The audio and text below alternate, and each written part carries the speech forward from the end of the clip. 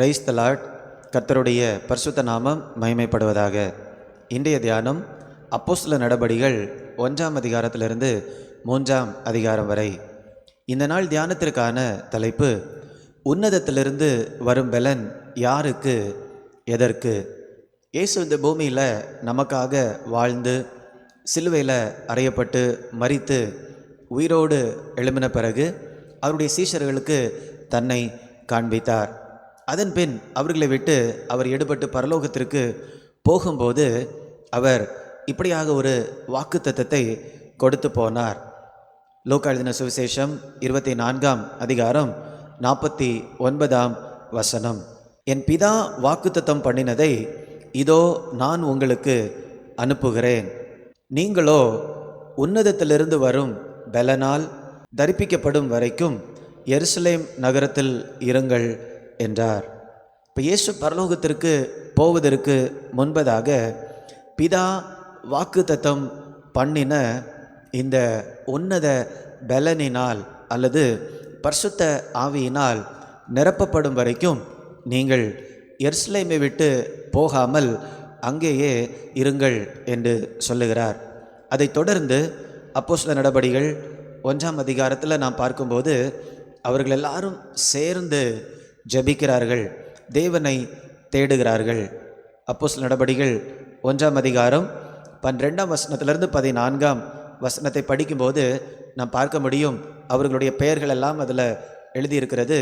எப்படி இவர்களெல்லாம் சேர்ந்து வந்து ஒரு மனதோடு தேவனை நோக்கி ஜெபித்தார்கள் என்று 14ஆம் வசனம் நான் வாசிக்கிறேன்.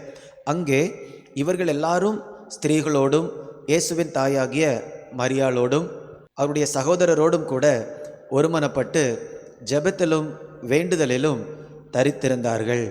இப்போ இயேசு சொன்னார், நீங்கள் என்ன பண்ணுங்கள், நீங்கள் எருசலேமை விட்டு போகாமல் இங்கேயே காத்திருங்கள் என்று இயேசு சொன்னார். இவர்கள் இயேசு சொன்னது மாதிரியே எருசலேமில் ஒருமனப்பட்டவர்களாக அனுதினம் அவர்கள் தரித்திருந்தார்கள். அனுதினம் அவர்கள் தரித்திருக்கக்கூடிய நேரத்தில் என்ன நடந்தது? அப்போஸ்தலர் நடபடிகள் 2ஆம் அதிகாரம் 1ஆம் வசனத்திலிருந்து ஒரு சில வசனங்களை நாம் பார்க்கலாம். பெந்தேகோஸ்தே என்னும் நாள் வந்தபோது அவர்கள் எல்லாரும் ஒருமனப்பட்டு ஓரிடத்திலே வந்திருந்தார்கள். அப்பொழுது பலத்த காற்று அடிக்கிற முழக்கம் போல் வானத்திலிருந்து சடிதியாய் ஒரு முழக்கம் உண்டாகி அவர்கள் உட்கார்ந்திருந்த வீடு முழுவதையும் நிரப்பிற்று. அல்லாமலும் அக்கினிமயமான நாவுகள் போல பிரிந்திருக்கும் நாவுகள் அவர்களுக்கு காணப்பட்டு அவர்கள் ஒவ்வொருவர் மேலும் வந்து அமர்ந்தது. அவர்கள் எல்லாரும் பரிசுத்த ஆவியினாலே நிரப்பப்பட்டு ஆவியானவர் தங்களுக்கு தந்தருளின வரத்தின்படியே வெவ்வேறு பாஷைகளிலே பேசத் தொடங்கினார்கள்.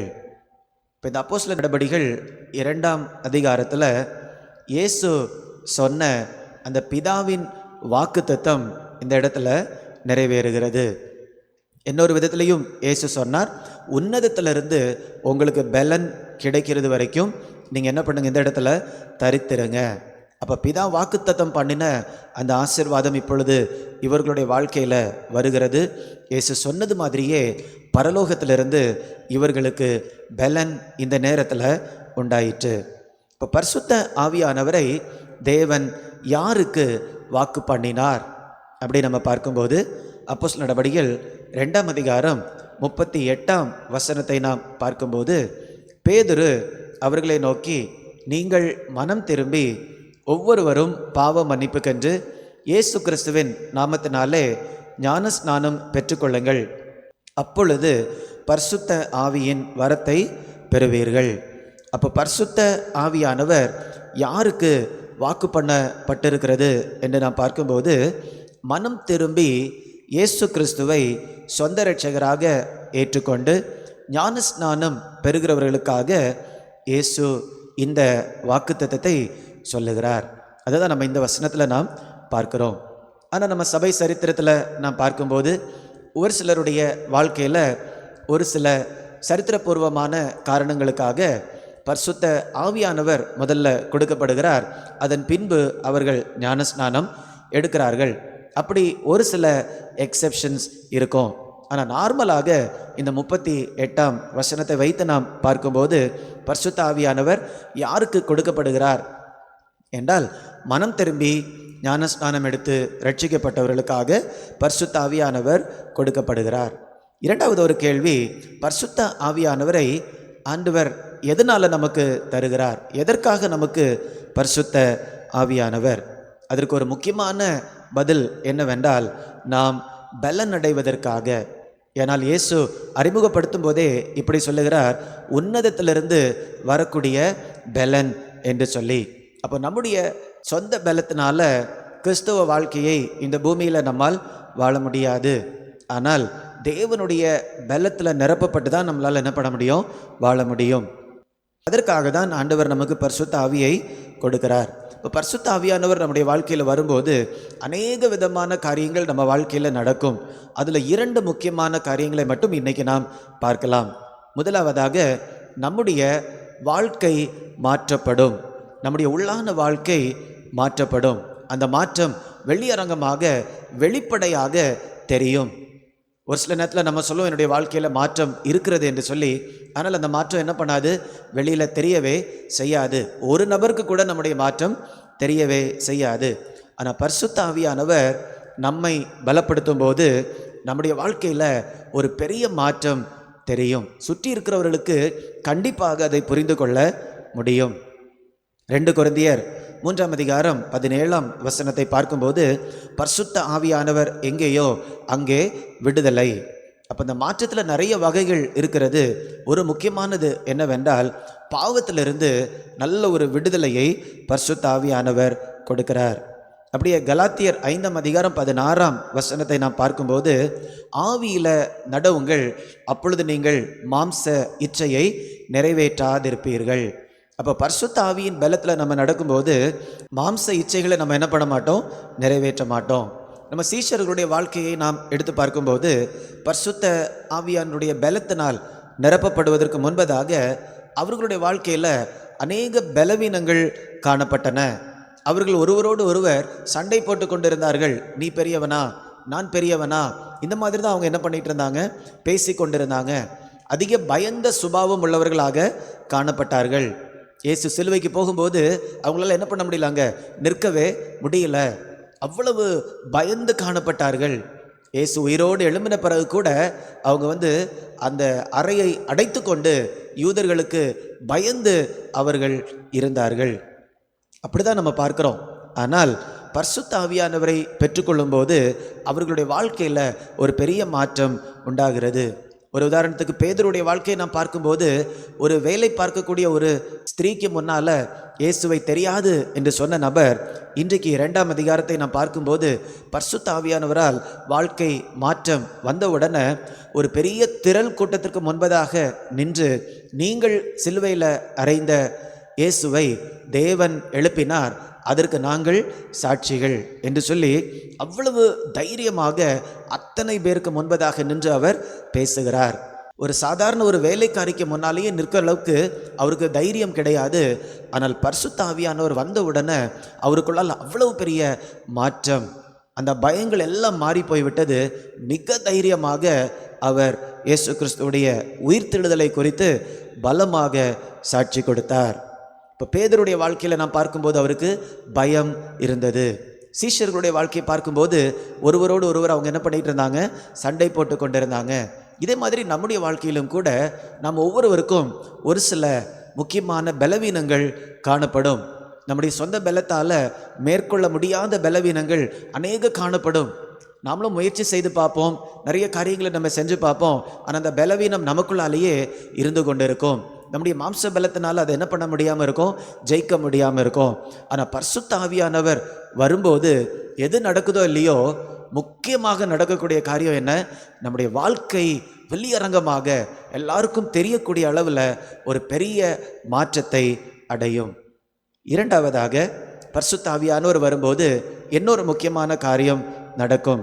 அது என்னவென்றால், நம்ம யாருமே நமக்காக வாழ மாட்டோம்.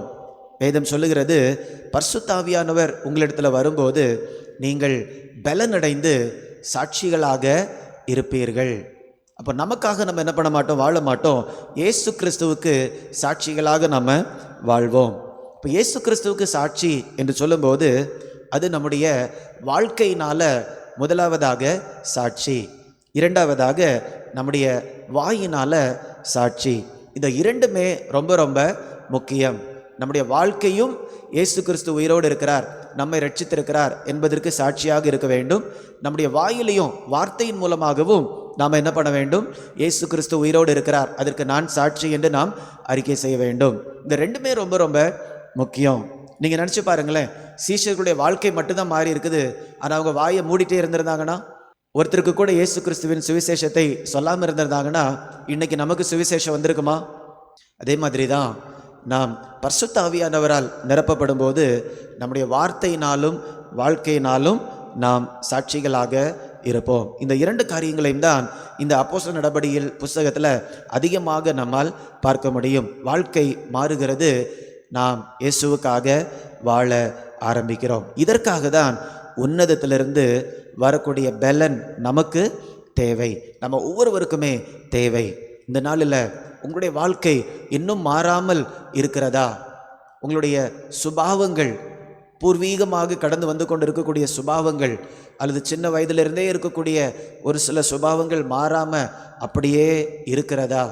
வாழ்க்கையை அர்ப்பணித்து பரிசுத்த ஆவியானவரால் என்னை நிரப்புங்கப்பா, என்னுடைய வாழ்க்கை மாறணும், பாவத்தோடு நான் போராடி கொண்டே இருக்கிறேன், என்னுடைய பலன் எனக்கு போதாது, என்னால் முடியல, மாம்ச இச்சையை மேற்கொள்ள முடியல, கண்ணுனால் செய்யக்கூடிய பாவங்கள், காதுனால் கேட்கக்கூடிய பாவங்கள், அல்லது செயல்பாடுகளினால் நம்ம செய்யக்கூடிய பாவங்கள், நான் இயேசுவை ஏற்றுக்கொண்டேன் என்று என்னுடைய நாவு அறிக்கையிட்டாலும் என்னுடைய வாழ்க்கை வித்தியாசமாக காணப்படுகிறது, என்னால் முடியல, பரிசுத்த ஆவியின் பலத்தினால் என்னை நிரப்புங்க என்று நீங்கள் கேட்கும்போது தேவன் பரிசுத்த ஆவியானவரின் வல்லமையினால் உங்களை நிரப்புவார், வாழ்க்கையை மாற்றுவார். மிகுந்த பலத்தோடு தைரியத்தோடு அவர் உயிரோடு இருக்கிறார் என்பதற்கு நீங்கள் சாட்சிகளாக இருப்பீர்கள். நாம் ஜெபிக்கலாமா? அன்பின் பரலோக பிதாவே, இந்த நல்ல நாளுக்காக உமக்கு நன்றி செலுத்துகிறோம். உன்னதத்திலிருந்து பலன் வரும் வரை காத்திருங்கள் என்று நீங்கள் சீஷர்களுக்கு சொன்னீங்க. அவர்கள் காத்திருந்து பலத்தை பெற்றுக்கொண்டார்கள். அவர்களுக்கு மட்டுமல்ல, ரட்சிக்கப்பட்டு இயேசுவின் மேல் விசுவாசம் வைத்த பிள்ளைகள் ஒவ்வொருவருக்கும் உம்முடைய பரிசுத்த ஆவியானவரை ஆண்டவர் வாக்கு பண்ணியிருக்கிறீங்க. இந்த நாளிலும் கூட இதை பார்க்கக்கூடிய நாங்கள் ஒவ்வொருவரும் எங்களுடைய வாழ்க்கையில் பரிசுத்த ஆவியானவரால் நிரப்பப்பட்டவர்களாக, பரிசுத்த ஆவியின் பலத்தினால் வாழ்கிறவர்களாக நீர் எங்களை மாற்றும்படியாய் ஜெபிக்கிறேன். என்னுடைய வாழ்க்கையில் இருக்கக்கூடிய நாங்கள் தடுமாறி கொண்டு இருக்கக்கூடிய பகுதிகள் பரிசுத்த ஆவியின் வல்லமையினால் மாறும்படியாய் ஜெபிக்கிறேன். உமக்கு வல்லமையான சாட்சிகளாக ஆண்டவர் எங்களை ஒவ்வொருவரையும் மாற்றும்படியாய் ஜெபிக்கிறேன். அப்பா, உம்முடைய நாமத்தை நீங்கள் தொடர்ந்து மகிமைப்படுத்தும்படியாய் ஜெபிக்கிறேன். மீட்பர் இயேசுவின் மூலம் கேட்கிறேன் நல்ல பிதாவே, ஆமேன், ஆமேன். God bless you. God bless you.